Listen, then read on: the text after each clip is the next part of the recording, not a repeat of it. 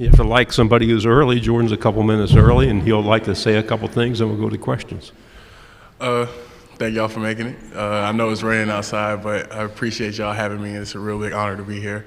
I would be remiss if I didn't mention the Red Coat Band. Shout out to the Red Coat Band.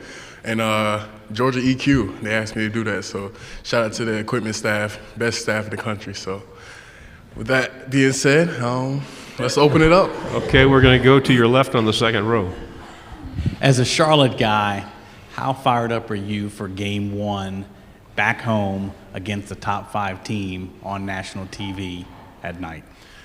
Definitely exciting. You know, it's a big buzz around the city. You know, I go home for the past couple of weeks, and, you know, it's really exciting.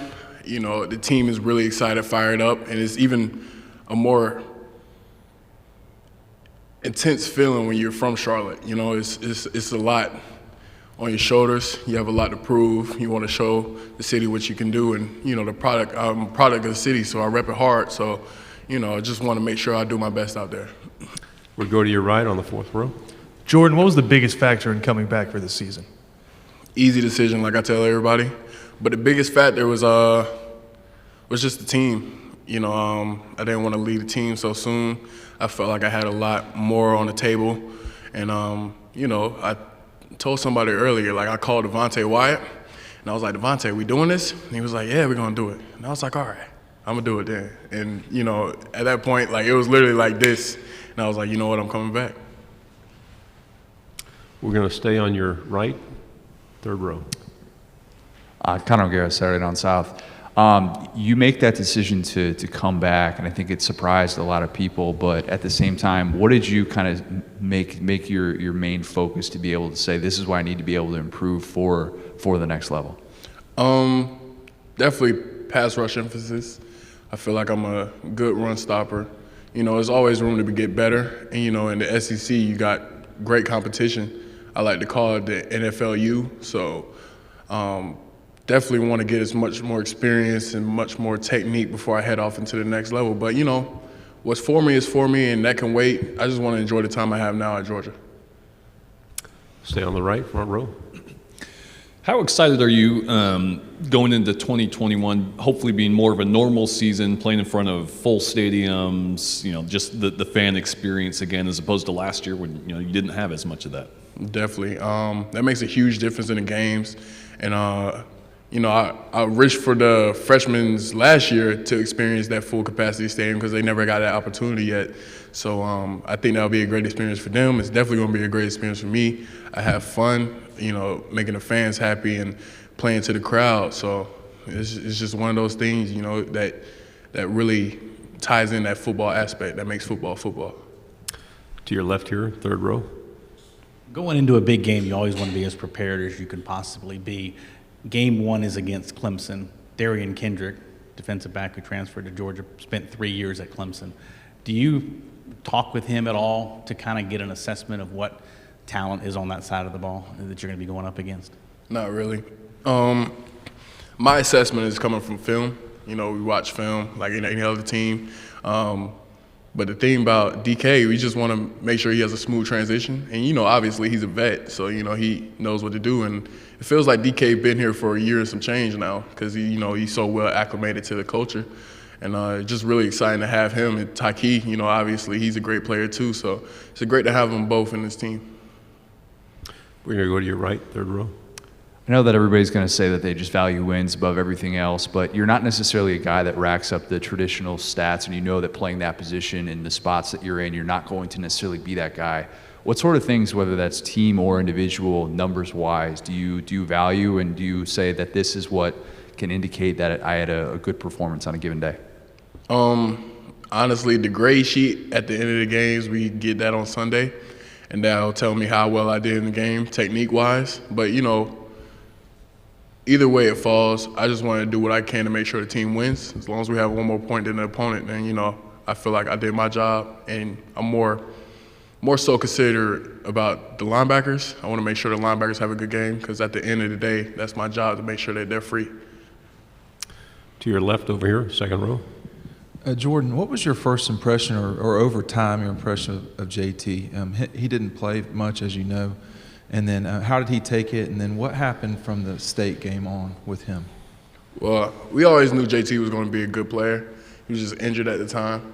And, you just have to be patient with stuff like that. You can't really rush him into things. But when it was his time, he came and he showed up. So that's one thing that we're grateful for. And I'm grateful to have JT back on this team because, as I did, he could have left too. So it's just real good to have him and have him spearhead that offense because the offense looks amazing right now. So I'm just really excited. I'm going to go to you right here, second row. Hey, with the Peach Bowl, the second half is really when the defense came together. How much momentum do you take from that second half of the game into the defense for this season? We can't really bring momentum into this season. It's a different team. We have different players. We have to work around what we got. But definitely it was fun. It was great experience in the Peach Bowl. I was really glad that we were able to rally and get the win. And, it feels good, when you have people around you that can pull together and pull off a win like that. Going back to your left, second row.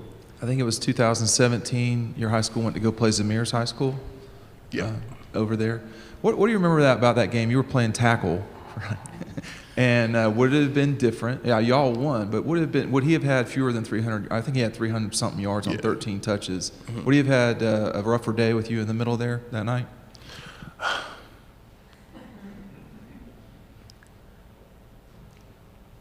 I'm just reliving the experience. That game was really hard. As much as I wanted to play on defense, I had to play offensive tackle. But I always joke with Zamir, I'm like, look, if I was on defense, you wouldn't have got that many yards. But I was like, man, I'm glad he only got 13 touches because he would have got more. It would have probably been a different story. But, there's a good team. Scotland County got much love for them. And me and Zamir, we always talk about who got a better team. But, at the end of the day, Mallet Creek in that year, we were the better team. So. We have Jordan for a couple more minutes. Any other questions? Okay, we're going to stay here on the left, second row.